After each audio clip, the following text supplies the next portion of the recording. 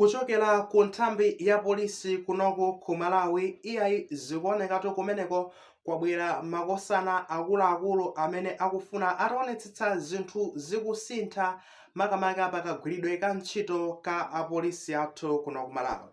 Tikukambatu za Steny Chaima ameneno ndi wachiwiri kwa mkulu wa polisi kunoku ku Malawi, Deputy Inspector General, amene anayitanitsa akuluakulu a polisi mu zigawo zosiyanasiyana za dziko lino kwachotsa kumene amagwirira ntchitoko kwabweretsa ku Lilongwe ku area 30 ku headquarters kumeneko ndikukakhazika pansi kuti makosana panopa ndetu zane chilungamo osatinso kunyengererana yayi.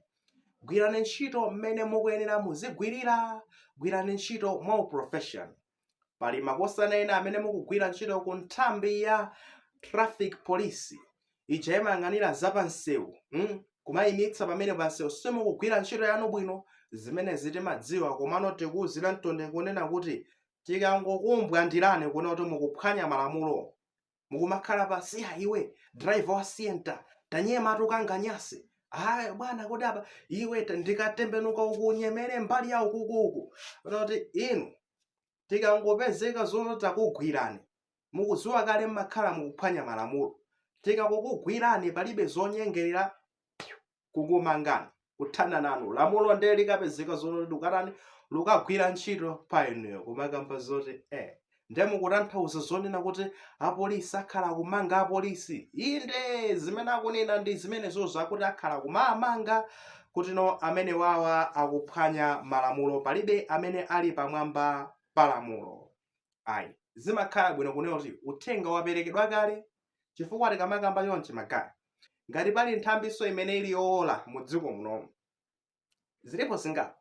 Pala immigration awo kokapanga mapassport kumene kuli anthu osowola muzochitika chinyengo pena paliponse.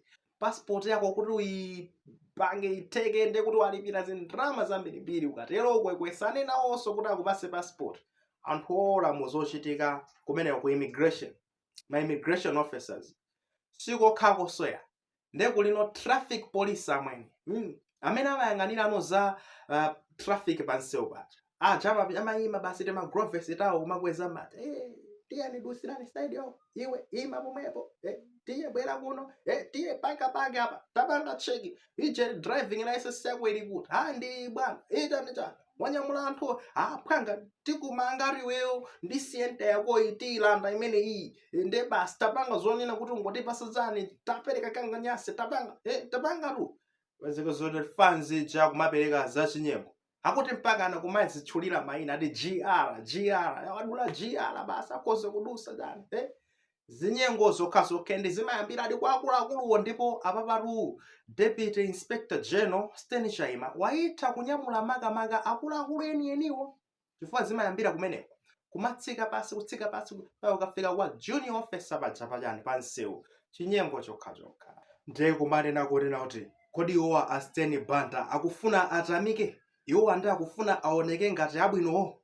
Kodi zinyengo zimene ziti iwowo sakuzo zoti zakhala zikumachitika akupanga zonsezi chifukwa chani? Pokamba pakunena kuti akungofuna malodi block kandi mmachani mmene mmayima anthu muja ma traffic officers aja apolisi amayima malo amene ajawa muzigwira ntchito yake mmene inapangidwa design kuti no izikhalira.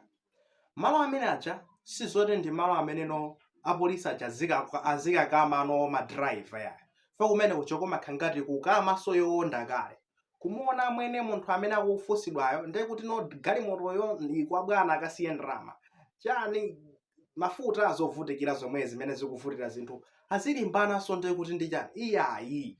Malo amene aja ntchito yake ndionena kuti traffic iziyenda bwinobwino, magalimoto aziyenda bwinobwino, azipangidwa controls nkuchepesa ngozi, kuthandizira kuno kuti ngakhale oyendesa ali ndi zowayenereza, kuthandizira kuno kuti magalimoto akuyendawo ali bwinobwino, ali fit akhoza kuyenda pansewu osati kupangapo za chinyengo ngati mmene zimakhalira muja.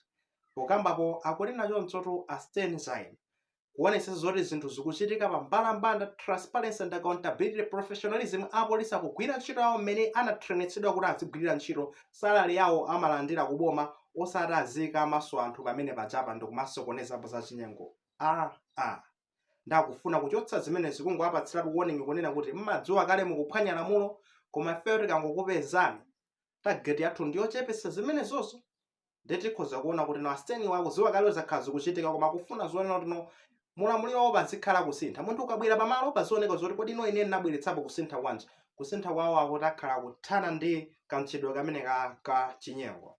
Iyayi bravo, ife tingoyembekezera kuti zimenezi mwina zipangidwe implemented, osati kungoyankhula pakamweya, chifukwa ndi ma traffic officer mpaka nato zimafika ponena kuti ukakwerano minibus ija ndio a traffic akuyimitsena kugwire. Ndeto enanu machedwa mukuthamangira kuntchito pamene popo kumatofika point onoti mukakhalano mu basi muja muzikambirana. Amene yeso atezedwesa kuti traffic amene wausiru kwambiri afuna chani peno kumakwenya ma truck maje ma driver dzadzane kuti inu muti nkhani zake ndi zotani. Ayi ndithudi nkhani zake akufuna atawa pasekena ake kupanda kutero nde kuti basi ndezimakonda atu kumachulukira nthawi imeneno anthu akuthamangira kuntchitoyo mamawa mwene chikiu ino mufuna muchosese anthu ntchito bwanji. Ayi zimenezozo ayi zachinyengozo ayi nde zitati zichitike moteromo athane ndi kantchito kamene kachinyengo mwina make zingapinduliranso dziko lino. Muli maganizo pa nkhani imene ngati muli nawo ayikeni mu comment section, koma mulemezanso maganizo anzathu. Kwa amene sitinapange subscribe tiyeni tipangeni subscribe channel chanchi kuti nkhani zomabweresa pano zikufika ndi mosavuta.